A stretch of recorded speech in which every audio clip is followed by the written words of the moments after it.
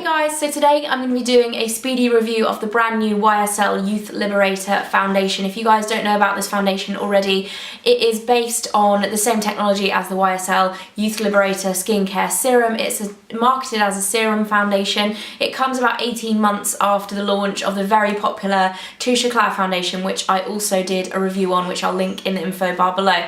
Now, in terms of the consistency of this foundation, this is a much higher coverage than the Touche Eclat foundation. I know there'll be people asking for comparison reviews of them, but to be honest, they are two very different beasts. The Touche Eclat is very, very lightweight, very glowing. It's more of a kind of tinted moisturiser level of coverage. I do really like it, but it is a very different coverage and finish to the Youth Liberator. This is a much higher coverage.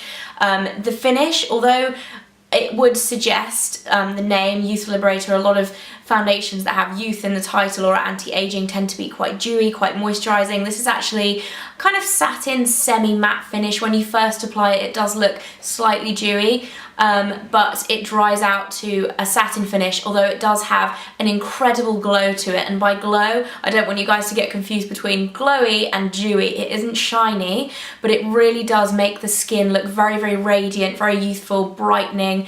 It really, really looks beautiful. I've been using this every day for the last week since I got it. It is a kind of traditional foundation, liquid foundation consistency, perhaps a little bit thicker. I use 3 pumps to cover my whole face. The packaging is a fairly heavy glass bottle with a stopper on the top and then a pump, so nice and clean. Personally, my favourite way to apply it is to buff it in using a synthetic fibred foundation brush. I liked the sponge, but not so much. If you are going to use a sponge, you definitely want to be using something akin to like a beauty blender, something quite squidgy, so you can really kind of blend it into the skin. Instead of a harder sponge tends to be a little bit difficult because it isn't the most moisturising of products. That was one thing that surprised me about this, is that if you do have drier skin, you'll definitely want to use a very moisturising primer or a good moisturiser underneath it. If you do have oily skin, however, it probably means that it will be a very good kind of all skin type foundation. So if you use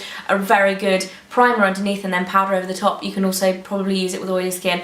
Having said that, I don't have oily skin, so I would recommend getting a sample if you do have oily skin. In terms of staying power, for me, this is incredible. Most foundations stay on throughout the day. This one stays looking really, really gorgeous throughout the day. It keeps that glow. My skin is actually pretty good at the moment, so whilst using this, I didn't really need any other kind of concealer, maybe a little bit under my eyes, but that's it.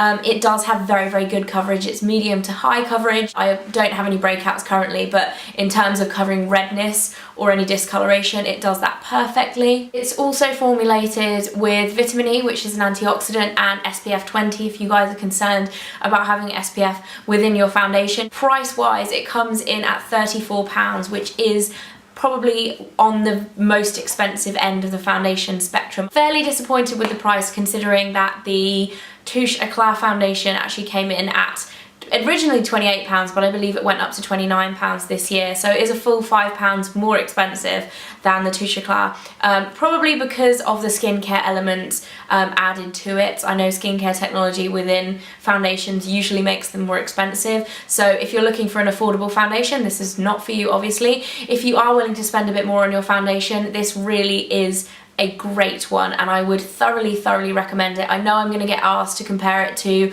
my other favourites, including the Chanel Vitalumiere Aqua and the Shiseido Perfect Refining Foundation.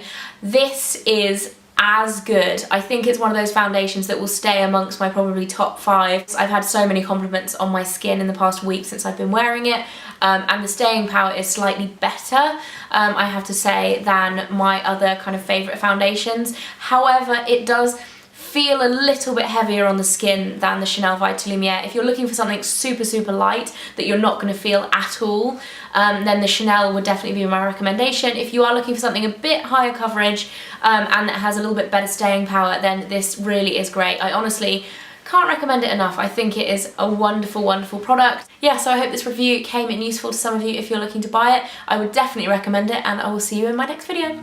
Bye! Hey guys, and welcome back. It's time again for another monthly favourites. There's a little less time between this video and my last video because